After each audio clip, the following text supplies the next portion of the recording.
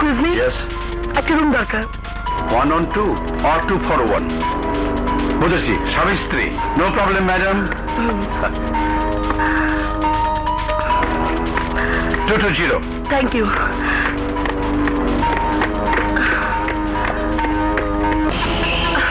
আসুন, বসুন। আপনি কে? মিস লাবণী চৌধুরী, ফুলপুর থানার স্কুল শিক্ষক কামরান চৌধুরীর একমাত্র মেয়ে। আপনি? আমি রাজা। কিন্তু ওই লোকগুলো কে? সন্ত্রাসী, স্মাগলার। ওদের আপনি চেনেন? হ্যাঁ, আমরা একই এলাকায় থাকি। ওই লম্বা চুলালা লোকটার নাম নবাব। ওদের অত্যাচারে এলাকার লোকজন অতিষ্ঠ। থানা পুলিশ ওদের কন্ট্রোলে। তাই ঢাকা এসেছিলাম এসপি সাহেবের সাথে দেখা করে এলাকার নিরাপত্তা চাইতে। তার আগে ওরা আমাকে আক্রমণ করে। আপনি সময় মতো না এলে, আপনার সাহস দেখে আমি মুগ্ধ হয়েছি। আমি আপনার কাছে কৃতজ্ঞ। না না, এটা আমার কর্তব্য ছিল। তাছাড়া অসহায়কে সাহায্য করা মানবতা। আসি। না, আমি এখনো নিজেকে নিরাপদ মনে করছি না। আর একটু বসুন, আমি একটু ফ্রেশ হয়ে আসছি, প্লিজ। ঠিক আছে।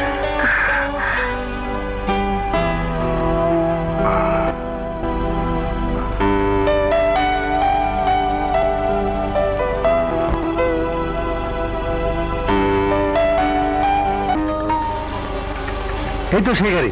হ্যাঁ, এই তো সেই নাম্বার। আদর্শ স্কুল শিক্ষক কামরান চৌধুরী মেয়ের চরিত্রের কেলেঙ্কারি।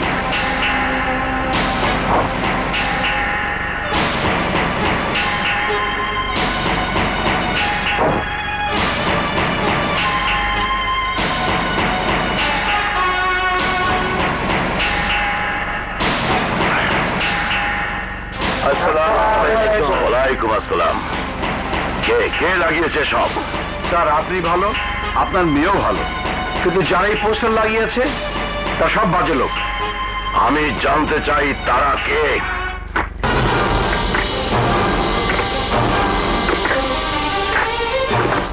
আমি আমি আমি কেন কেন কেন? তুমি এবং তোমার মেয়ে এলাকায় ভদ্রবেশে বসবাস করো। আদর্শ স্কুল শিক্ষক হিসাবে এলাকার মানুষ তোমাকে শ্রদ্ধা করে। এলাকার মানুষের মনে দীর্ঘদিন ধরে যে বিশ্বাস স্থাপন করেছ, সে পর্দা আজ খুলে গেছে। মুখ সামলে কথা বলো বাদশা খান।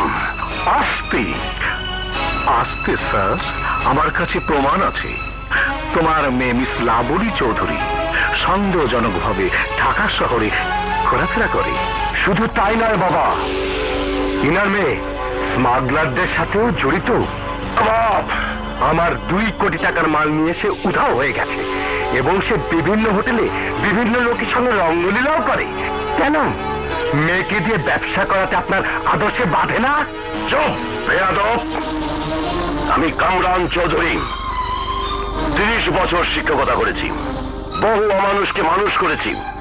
আজও বাংলাদেশের অনেক বিশ্ববিদ্যালয় স্কুলে আমার ছাত্র ছাত্রীরা সুনামের সঙ্গে শিক্ষকতা করছে। আমার অনেক ছাত্রছাত্রী এমপি মিনিস্টার পর্যন্ত হয়েছে। তারা আজও আমাকে সম্মান দিয়ে কথা বলে। আর তুই, তোর পিঠে আমার বেতের বাড়ি পড়েনি। নবাব, আজ তোকে আমি মানুষ করেই ছাড়বো।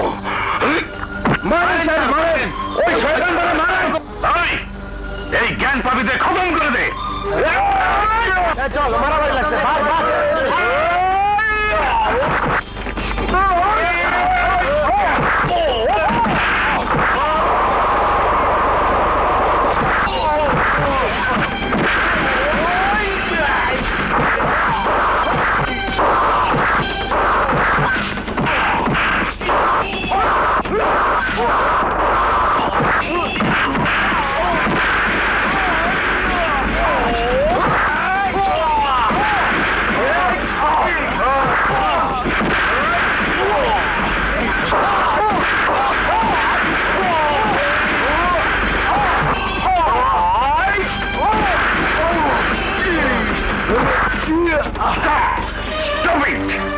আমি গোলাম দারোগা, কোন রকম দাঙ্গা মারামারি হানাহানি দেখলেই I am always in duty. বন্ধ করো, বন্ধ করো বলছি, স্টপ ইট, বন্ধ করো। দাদু, এক চড় মারবো। কিসের দাদু রে বেটা? Tell me sir, I am on duty. দাদু, এই ছোকরা আর ওই মাস্টারের মেয়ে লাবণী আমার 2 কোটি টাকার মাল আর গাড়ি সহ পালিয়ে গেছে। হোয়াট? হ্যাঁ। গোলাম দারোগার এলাকায় চুরি? Yes sir. না, আমি কোনো কিছু চুরি করিনি। হতে পারে। ওকে আমি চিনি। আমাকে? তোকে আমি খুব ভালোভাবে চিনি। কেন? আরে তুই তো বিনা কারণে মিথ্যে বলিস। তোমার কাছে কোনো প্রমাণ আছে? ইয়েস, আইন প্রমাণ চায়। জানিস মিথ্যে বলা অত্যন্ত অপরাধ। এই অপরাধের জন্য আমি তোকে 14 শিখের ভিতর ঢুকিয়ে দিতে পারি। প্রমাণ ছাড়া তো কাউকে শাস্তি দেওয়া যায় না। ঠিক বলেছেন চৌধুরী সাহেব। এই জন্যেই এলাকার জনগণ আপনাদের সম্মান করে, কারণ একজন সুশিক্ষিত শিক্ষকই পারে একটি শিক্ষিত জাতি করতে। আমাদের মনে রাখতে হবে, ইমান, একতা, শৃঙ্খলা, বিশ্বাস আর ধৈর্য ছাড়া কোনদিন কোন জাতি উন্নতি করতে পারে না। এই, যার যার কাজে যাও।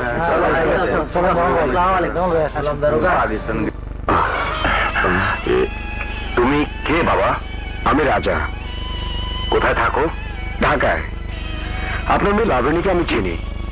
ওই নবাব আর তার লোকজন ওকে মেরে ফেলতে চেয়েছিল, আমি ওকে বাঁচিয়েছি। বাবা, ওই হারামির বাচ্চা আর মাস্টারের মেয়ে লাবণী আমার 2 কোটি টাকার মাল নিয়ে পালিয়ে গেছে। ইদানিং এই এলাকার আইন শৃঙ্খলার খুব অবনতি হতে শুরু করেছে। তুমি নিজের চোখেই তো দেখলে। তুমি সময় মতো না এলে ওরা আমাকে জানিয়ে মেরে ফেলতো। নবাবের মতো কিছু শৃঙ্খল যুবকেরা প্রশ্রয় পেয়ে সন্ত্রাসী কার্যকলাপ করতে সাহস পাচ্ছে। ওদের রুখতে হলে তোমাদের মতো কিছু সাহসী যুবক আমার প্রয়োজন। তুমি এখানে থাকতে পারো না বাবা? জি, মানে ঘরে আমার ছোট বোন আর অসুস্থ মা। তবে আপনার কথা একটু চেষ্টা হবে, সব হবে। চলো চলো আমার সাথে, এসো এসো এসো। বাবা, ওকে আমি ছাড়বো না।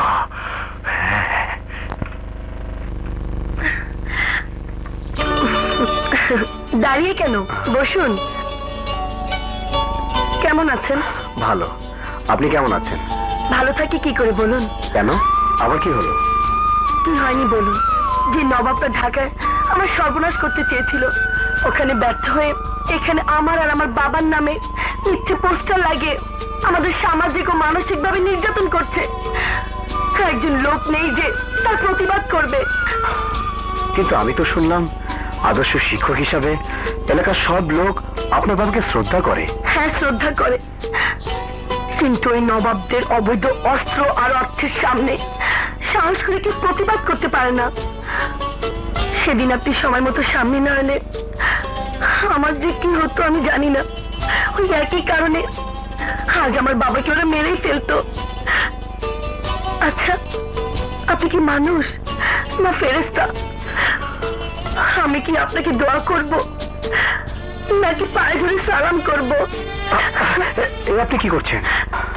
একজন মানুষ আরেকজন মানুষকে বিপদে সাহায্য করবে, এটি তো মানুষের সবচেয়ে বড় ধর্ম।